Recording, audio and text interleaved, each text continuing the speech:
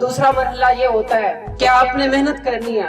ایک چیز یاد رکھیں اسٹوڈنٹس، زندگی کے کسی بھی کام میں کامیاب ہونے کے لیے محنت کا ہونا پہلی شرط ہے۔ آپ دنیا کے کسی بھی کام کو کر رہے ہو، چاہے وہ کام دنیا کے اونچے سے اونچے یا نیچے سے نیچے درجے کا ہی کیوں نہ ہو، محنت کا ہونا لازمی ہے سب میں۔ اور ایک چیز یاد رکھیں، محنت کے بغیر تو ایک بھکاری بھی اپنے بھیک مانگنے میں کامیاب نہیں ہو سکتا۔ اور شاید یہ بھی ممکن ہے کہ محنت کے بغیر کامیابی تمہیں دور سے دیکھ کر کہیں دور ہی واپس پلٹ جائے۔ ایک چیز یہ ہے محنت کے متعلق کہ جو عظیم لوگ ہوتے ہیں، جو بڑے آدمی ہوتے ہیں، ان کے اعتماد، ان کے نظریے، ان کی سوچ بڑی ہوتی ہے۔ آپ نے دیکھا ہوگا کہ ہر چیز ایک جو میٹیریل کی بنی ہوتی ہے یا جس کے پاس اپنا میٹیریل ہوتا ہے اس کا سایہ ساتھ ضروری بنتا ہے۔ مطلب میٹیریل کے ساتھ اس کے سائے کا ہونا لازمی ہے۔ اب اسی طرح اگر آپ نے بڑا آدمی بننا ہے تو آپ یہ بھی یقین رکھیں کہ اگر ہم محنت کر رہے ہیں تو اللہ ہمیں کامیابی ضرور دے گا۔ تو اسی طریقے سے جب اپنے ٹارگٹس کو اچیو کرنے کے لیے دوستوں کو چھوڑ دے گا، کچھ کو جوڑ دے گا، اپنے رب کے ساتھ تعلق کو تو بہت زیادہ مضبوطی کے ساتھ جوڑ دے گا، محنت کرنے کے لیے تو بیٹھ جائے گا، تو پھر لوگ آپ کے اوپر حملے کریں گے، شیطان آپ کے اوپر حملے کریں گے۔ شیطان کہے گا چھوڑ دے یہ کام، یہ تیرے بس کا کام نہیں ہے۔ لوگ آپ کے اس کامیابی سے روکنے کے لیے آپ کے راستے میں رکاوٹیں ڈالیں گے، تو پھر لوگ آپ کے لیے مشکلات کھڑی کریں گے۔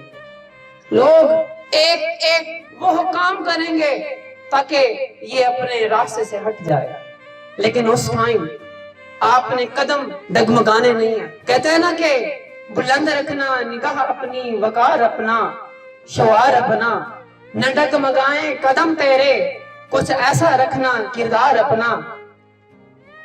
تو بیٹا جب اپنے ٹارگٹس کو اچیو کرنے کے لیے تو اپنی راہ پر نکل پڑے گا تو یہ مشکلات، یہ حملے، اس ٹائم پھر آپ نے ان لوگوں کو کہہ دینا ہے کہ آپ کو بہت شکریہ کہ یہ جو آپ نے ہمارے لیے رکاوٹیں کھڑی کی ہیں، آپ نے میرے سے جو حق تلفیاں کی ہیں، ناانصافیاں کی ہیں، اس سے میرا جذبہ اور بلند ہو۔ اپنے اللہ کو کہنا اسی ٹائم کہ اللہ میرا تعلق آپ سے ہے، لوگوں سے نہیں ہے۔ ہاں پھر ان مشکلات میں کچھ انسان کو اپنی خوبیاں بڑھانی ہوں گی، کچھ وصف پیدا کرنے ہوں گے، ان خوبیوں میں ایک خوبی صبر کرنا ہے۔ اللہ تعالیٰ قرآن مجید میں فرماتا ہے فَاصْبِرْ لِحُکْمِ رَبِّهِ Be a patient so it's the command of Allah Almighty کہ تو صبر کر کیونکہ یہ اللہ کا حکم ہے، اور ایسی صبر مانگ اپنے اللہ سے جس طرح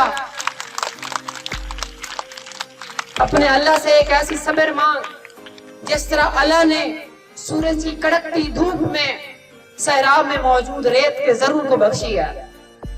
اپنے اندر ایسی استقامت مانگ اپنے اللہ سے جس طرح ثابت قدمی استقامت اللہ نے پہاڑوں کو بخشی ہے۔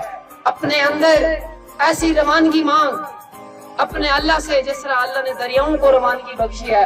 جب ایک دریا اپنی منزل کی طرف جانے لگتا ہے نا تو پھر وہ یہ نہیں دیکھتا کہ میرے سامنے پہاڑ آ رہے ہیں، کھائیاں آ رہی ہیں، اونچائیاں آ رہی ہیں، شہرا آ رہے ہیں، صحرا آ رہے ہیں، وہ کسی کو نہیں دیکھتا، ان کی منزل صرف سمندر ہوتا ہے۔ تو اس لیے کہتے ہیں کہ جو منزل کی راہ پہ چل پڑے انہیں منزلوں نے پناہ دی، جنہیں وسوسوں نے ڈرا دیا وہ قدم قدم پہ بہک گئے۔